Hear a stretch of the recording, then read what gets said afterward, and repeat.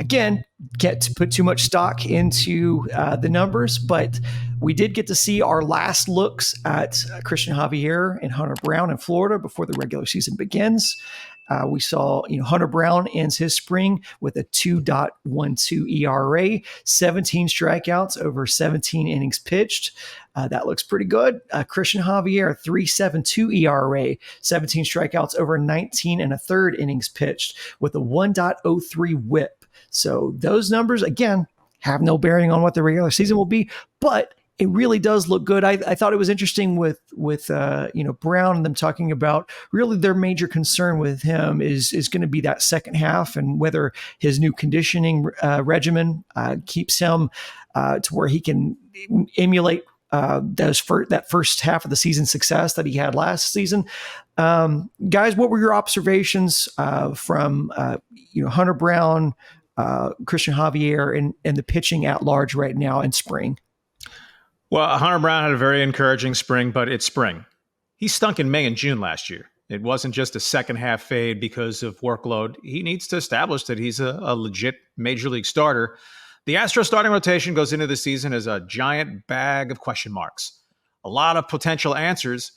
I broke this down in further detail than I will here in the most recent sportsmap.com column. But this is the most questionable and iffy Astros rotation going into a season since the last time before they became a superpower. So the last year where the rotation at the outset was like this was 2017, which ended up just swell. But 7 years ago, Dallas Keuchel was coming off an extremely mediocre season, right? Won the Cy Young in 2015. 2016, his ERA was over 4. Lance McCullers, sometimes time stands still, was coming off of a season-ending injury in 2016 and was a question mark and went on to be actually in 2017.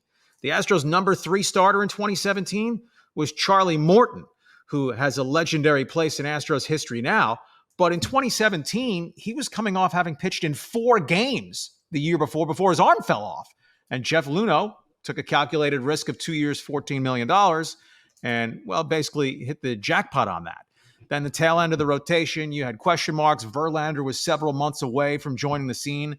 But Brad Peacock went 13-2, filling in over 21 starts.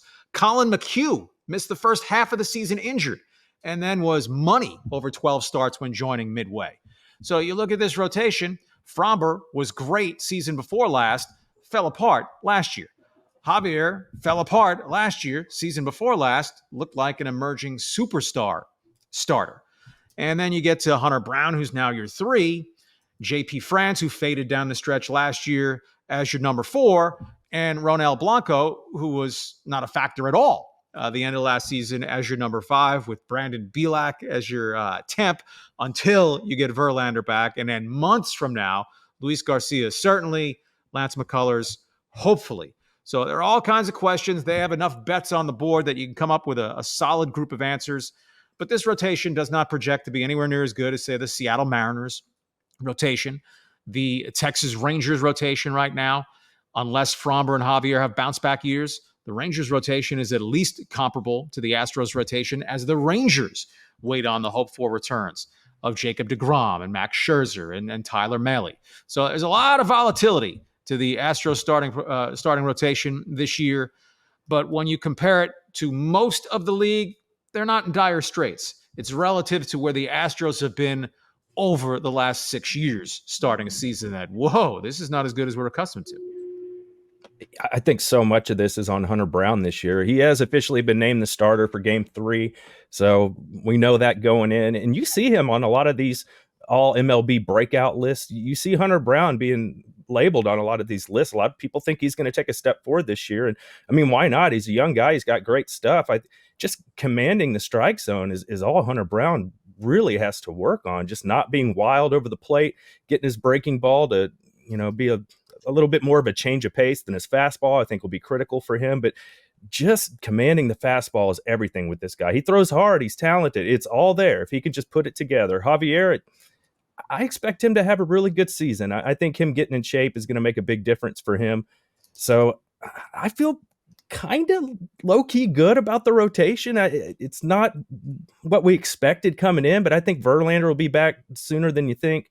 He faced live batters the other day. It said his velo was up to 93. He sat at around 94 with his fastball last year, so it looks like Verlander's rounding into form. He's going to have to go on a full rehab assignment. He's not going to do much here over the next few days. So I think Verlander will be all right. And then, of course, Urquidy, hopefully by mid-May, he's back and able to pitch for you. So I feel pretty good because I look around MLB, there's a lot of teams dealing with injuries and issues to their starting rotation early in the season. So I think the Astros should be able to tread water here. And then, of course, the big wild card is Fromberg going to turn back into that top of the rotation stud that he has been in the past? If he can be that hammer for you at the top of the rotation, they're going to be fine. And the trickle down that becomes an additional concern is if the starting pitching doesn't stabilize at the pace that you hope it does, and you have a bunch of guys getting 15, 16 outs instead of 18, 19 outs, if you're averaging 5 innings per start, 5 1/3 innings per start, well, that then demands more of your middle relief, which I think overall on this Astros roster, given the losses in the bullpen offset by the addition of Hader, right? The back three is fantastic, but 4 through 7, right? Which way does the pendulum swing this year on Rafael Montero? And then it's all question marks after that. Well, if you're going to need your middle relievers to be counted on more regularly to get outs in the 5th, 6th, and even into the 7th inning, because it's not as if every day the Astros lead 4-3 after 6. Not every time are you going to be able to go Abreu, Presley, Hader. In the postseason, you could do that pretty much every game. Over a course of 162 games, no. So how does the rest of the middle relief shake out? So, yeah, there's some concern about the rotation and then its impact beyond that on the pitching staff. But at least this is a team, while you don't want to have to make your living winning games 8-6 and 9-7 3 times per week, this is a lineup very capable of doing just that and picking up some of the slack that the pitching may leave. Yeah, and just jumping back to Brown for a second, I think what's interesting is in addition to the conditioning, they're also talking about how he's throwing his slider. They've been working on that. They feel like if he can take some of the velo off, changes the shape of that pitch, keeps batters off balance because it doesn't look or it's not as similar as to his fastball. And so they feel like that might be a more effective pitch to him. Charlie, you're right. There are plenty of question marks in the starting rotation. Bullpen has its questions. MLB.com, though, feels like there aren't enough questions in there to keep it out of their top 10. They released their 2024 top 10 bullpen projections. They have their top 10s are just read it in order here, starting at 1, Phillies, Braves, Pirates, Astros at 4, then Rays, Dodgers, Cardinals, Brewers, Twins, Blue Jays, and Cubs. So just a couple of things I jump out to me is that you don't have the Mariners or the defending champ Rangers, who are your division rivals in there. What do you guys think about them listing Astros at 4 as top bullpens? I think that speaks to, right, Astro problems and how in an Astro-centric view, wait, this might not be as stout as we're accustomed to. Yeah, well, they have a lot more wiggle room than most teams in Major League Baseball because of all they've done and been so good in so many areas over the last 7 years. I felt that was a little bit of an SAT question thing when you were rattling off those teams. Pirates, third best bullpen, but David Bednar's been a spectacular closer the last 3 years. They have some young arms, added Aroldis Chapman. But yeah, the Rangers, right, since that's, I guess, thought of as the chief competition since, well, they did win the World Series. Their rotation has to similar questions to the Astros.